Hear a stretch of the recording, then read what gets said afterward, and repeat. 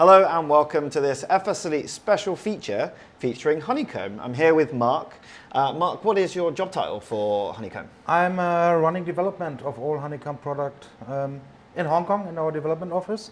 And I also work with our Chinese manufacturing partners to make sure the products get from concept to something that people can buy in the stores or online.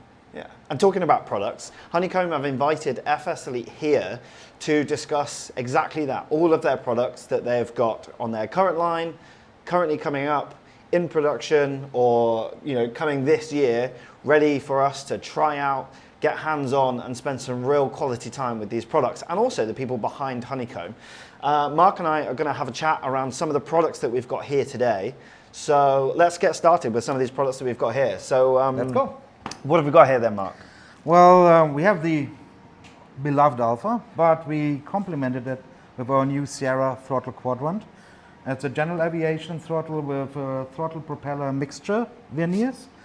It's a full metal construction internally and externally. All these knobs are metal and work exactly as they would in the real thing.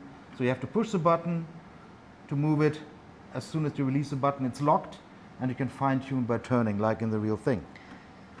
And there's something that I was so surprised at, is just that quality of feel that you get from that product. Yeah. I mean, Honeycomb products have always been really great quality and really well priced.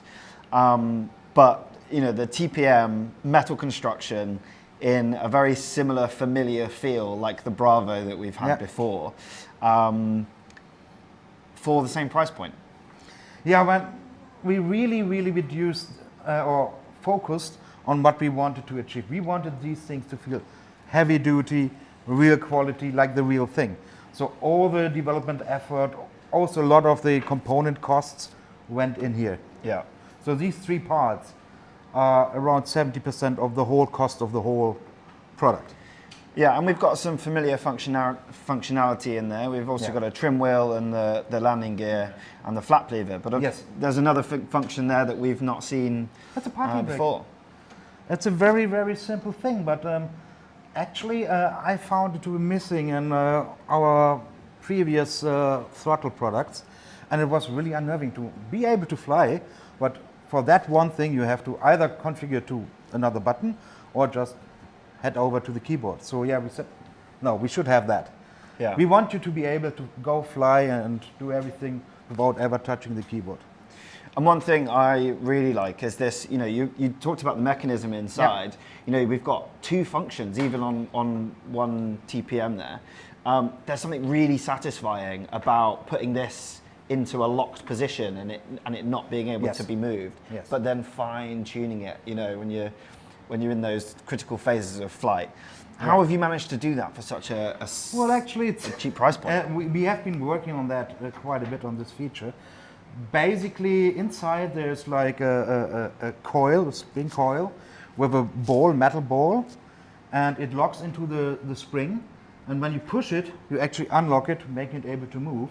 As soon as you release the button, the ball springs back into the coil, and it's locked. That's incredible, and it feels like there is, like typically you'd see. Like a gate functionality, so you would have to either choose which gate to put it into, but not with this one. It feels like there's gates all along, and it's really impressive. There's no gates. It really is like it can be locked in I don't know how many thousand different positions. Yeah, incredible.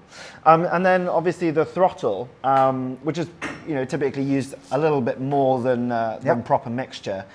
We've got an additional functionality here as well. Yeah, you can manage the resistance of the lever itself by using this screw, and you can almost completely lock it if you really want to, and it's going to be very hard to move. Yeah. So you can make it very loose. Really, either trying to replicate, because this part's also in a real plane, they tend to get looser, so you can either replicate the aging of the mechanism, or just set it to whatever you prefer. And for those in the world that have never seen the Alpha, which is obviously a staple product from Honeycomb now. That's the foundation where we all started with, right? I mean the Alpha was I think it was a game changer in the flight simulation because there was either very, very expensive yokes that felt well, or there was like decade-old solutions that were more toy-like, and we right fit into the sweet spot in the middle. I mean, the construction of the Alpha is relying on ball bearings that run across metal rails, and they are centered by bungee, so it's a really like unique construction nobody has done before. And one thing I do like is that you've managed to, you know, these look fairly large on the table, but there's so much inside there. You've managed to encapsulate so much technology. How have you and the team really kind of thought about what you wanted to achieve and not gone the traditional ways of, you know, some of the toy-like structures that we were talking about before? How do you come up with all of that kind of, you know, ingenious engineering? There is no recipe. There's not like a step guide that you can follow. It's really like sitting down, and we also, because we work with a lot of partners in China that also do a lot of different stuffs. So sometimes they come up with mechanisms that maybe have been used in automotive or anything else, and said, hey, maybe we can adapt and modify this solution. So we have a starting point then, and then can adapt it to what we need. Or sometimes like this stuff, the spring loading of the ball inside, that is completely new. Yeah. Well, you know, there's probably other uses for that elsewhere in other product lines, and I can't wait to see where you implement it next. Something that isn't on a desk, but you've brought a couple here today that, you know, is quite a staple product now for you, is the Charlie rudder pedals, which you've got underneath the desk here. Obviously, quite a substantial product. It's quite large. It sits on the ground. The big boys, the big boys. Obviously, we've got rudder functionality and we've got toe brakes. Any ingenious technology in there that we might not be able to see from the outside? Well, the whole internal system is based on a pulley and a counter spring, so it's quite different than most other systems work. What we wanted with the Charlie is, if you look at a lot of pedal solutions, they're actually not completely straight. They are like arcing when you push them. Or they actually move in a pendulum motion like the Thrustmaster. But we want it to be completely linear, not moving to the side, not moving down, so being on one plane and just moving back and forth. So we're going to talk about the Light series in a moment, which are, you know, still the same size on the desk, but they're lighter, they're a bit more accessible for people. Any chance of a version 2 of the Charlies coming out anytime soon, or? Frankly speaking, I mean, the Charlies have just been released a year ago. If there's version 2s coming up, I would probably rather start at the beginning. So maybe a new yoke, a new throttle. Okay. But that's not gonna be anytime soon. Okay, so let's move on down. So we've just had the original Alpha. We've got Alpha and Bravo Light. So these are slightly, well, actually, I'd say that they provide exactly what you need. With, you know, we've still got different functionality on the Bravo that we didn't have before. So we've got the additional park brake, which is probably my favorite feature, because you have to pull and then twist rather than just twist it, which is fantastic. But tell me about the Alpha Light series and the Bravo Light. Well, the goal of both of these products was to give people the chance to have like the same quality and the same feeling that people expect from our products, and they expect from the Alpha and the Bravo, but drop down the price to make it more accessible by taking the core mechanics, but just cutting away the non-essential stuff. So basically we have the same bungee loaded ball beared rail system inside. You also have the 180 degrees full rotation, but you don't have the switches, you don't have the ignition, you only have one rocker switch instead of two rocker switches on the sides. But basically it gives you the exact same feeling and steering, aviating aviation experience, but yeah, on a much compressed or compressed form. Yeah. And it's also great for people who either build their own cockpits, that don't need all the switches because they have all the proper displays Yeah. and instruments anyway, or for people flying in VR that also rarely rely on like physical buttons Yeah. on the device themselves. Yeah, I mean, I've got a VR headset, and the number of times I've flicked the wrong switch because you obviously can't physically see what Yeah. you're pressing. Yeah, it's that's a really valid point. And obviously, being hands-on with this today, I can't remember. I have an Alpha, the original Alpha at home. I can't remember the last time I used the master battery switch or something like that. So it's really kind of sort of made me question how I use my products at home, and actually maybe the Alpha Lite probably would have been a better option for me. But there's bigger changes with the Bravo Lite series, and we've got a few of the additional newer products that we've got here. Add-ons. So, I mean, we've got this set up as a typical, say, 737 setup with this flap lever with gate, which I just absolutely love. It's spring-loaded. It's spring-loaded, yes. So basically, while we were cutting away to bring down the price on the Bravo Lite, there was feedback in the community that we also want to implement because it was still able to do that within the price range that we are aiming for. Yeah. So we cut away 2 of the axes. We took away the annunciator panel, the switches, and the autopilot function. But then we said, okay, what were the main feedback on the Bravo was like, first the handles are too small. Yeah. So we just increased the size of the grips parts of the handles, and then for the flaps. I mean, we actually came up with an accessory flap kit, but of course it was not part of the initial design, so it was like an afterthought solution. So but we said, okay, now we have the chance to actually make it integral part of the product. So we said, okay, let's do it. Let's implement it into the design. So yeah, you have these gates, and you can actually get out the spring-loaded key and switch the gates to others, or if you don't want any gates, you can just use a flat one. And you just hook them in, and then you're good to go. And there is definitely, I think having these as a truer replication of an airliner makes all the difference, especially when you're flying it.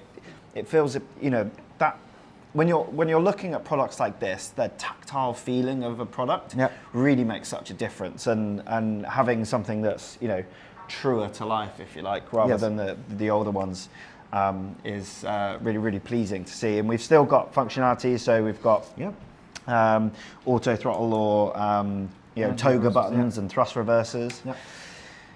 Basically, they're compatible also with everything that is compatible with the Bravo. So you can exchange. You can also buy the Airbus kit and use it on the Bravo Lite if you want to. Yeah. Let's keep going. So here we have the Foxtrot stick, which has been in the pipeline for quite a while, right? It has been in the pipeline for quite a while, but we actually changed it a lot from the original designs. Originally, the Foxtrot was a lot of different modules that you could exchange, but the base technology or the core functionality, namely the stick itself, was not really where I wanted it to be. So we realigned our focus, our development focus. So we didn't want to have like, okay, we have a very flexible system with thousands of parts you can exchange. So it's okay. The main function is the stick. So we make that as good as we can, and then see what is left, what we can put on the sides. So the stick actually changed from a normal spring-loaded system, like they use on most other sticks, to a gimbal system made of aluminum and glass fiber reinforced nylon. And the goal was to eliminate center detent as best as we can, and have a very, very linear, consistent feeling resistance when you're moving the stick. The thing is, you can also adjust the resistance, the tension, by using little Allen key, and they can adjust the X and Y axis resistance. Yeah, and something I really love is that you've made a home for the Allen keys, so no one's going to lose it, hopefully. Yeah. So I think that's a really, you kind of always thought about it. It's not final yet because it's still too loose. Yeah. We secured the mistake. But on the production version, it will be loose. And then we thought, okay, this is a great basis, but we want to. We felt that with a little bit of more stuff, could actually turn it into like a one-stop solution for everything flying, like for entry level, for people who get interested into flight simulation. They want to have a better feeling than using a controller or keyboard and mouse, but not invest like hundreds and hundreds of dollars. So okay, what we could do is if we just add some throttle controls and some basic other controls, we can have a full solution that lets you fly any plane. So you control the rudder by the twist axis, of course, aileron elevator, and here you can decide how many engines you assign or use spoilers or flaps. You have the landing gears, and even you can assign autopilot functions. So basically, you have like the set is going to be sold for $179. So $179, you get a complete flying solution that you can also like use on your lap. So you can put it out, sit on the sofa, fly, and then when you're done, you don't need to worry where to put your setup. You just put it into the cupboard and done. And it's also, the stick is completely ambidextrous, so every element is on both sides mirrored.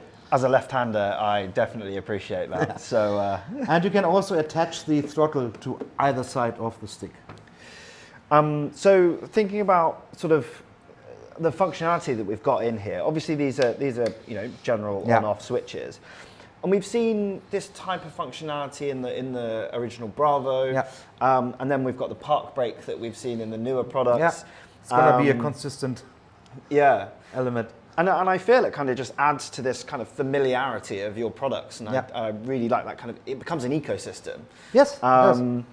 But this isn't just a throttle switch. There's a little. It feels like a detent, but there's a detent. There's a detent in there, and you can pull it into reverse thrust if you wanted. Yes. Yes. So this is still prototype. We haven't started tooling yet. There's going to be some changes at least to these. We're going to have different sets for different aviation models. Same like the Bravo. So you're going to have like not real, but looking like a throttle handle and looking like a spoiler hand and looking like a flap handle.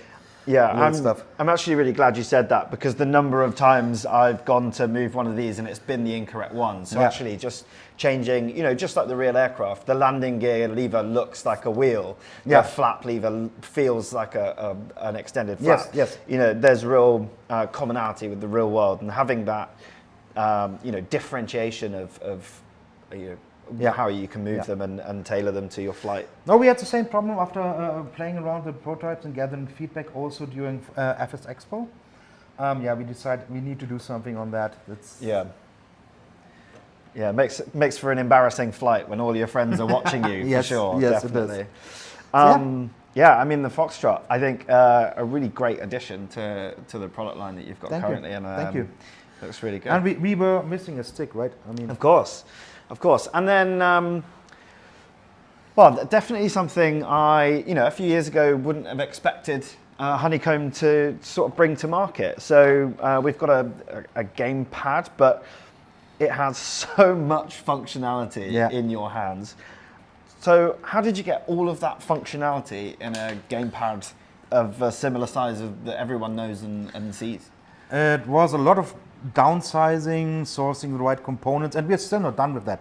That is a very early prototype. This is the first prototype that we built. And while it proves the concept, there's still a lot of issues that we need to take care of. The ergonomic arrangement of the main components, the throttles, we call it thumb yoke, is not final. And the goal is to bring these parts closer to your right thumb. Yeah. So you are easier to reach them because you're going to use them constantly, right? Especially the throttles. So this is the first iteration. I'm expecting the second iteration around middle of August, and I'm already have gathered feedback on the last days and also playing the last weeks that I already know there will be further changes for a third iteration of a prototype. And so we've got a trim, Yep. very similar Yep. sort of ecosystem to the Foxtrot. We've got a view hat switch on the bottom. We've got a landing gear, a park brake, a flap lever. I mean, this thing is so impressive. There's so much functionality in it. Thank you. And You got then rudders. the pièce de résistance, this kind of swing rudder system. As you pull one, the other one moves forward, just like you'd expect on Yep. on some rudder pedals. Tell me something about the tech and mechanical bits and pieces, if you can, inside this. Sorry. So, for example, if you look at the stick, that's not a classic stick. It has a pendular movement from left to right, but a linear movement on Yeah.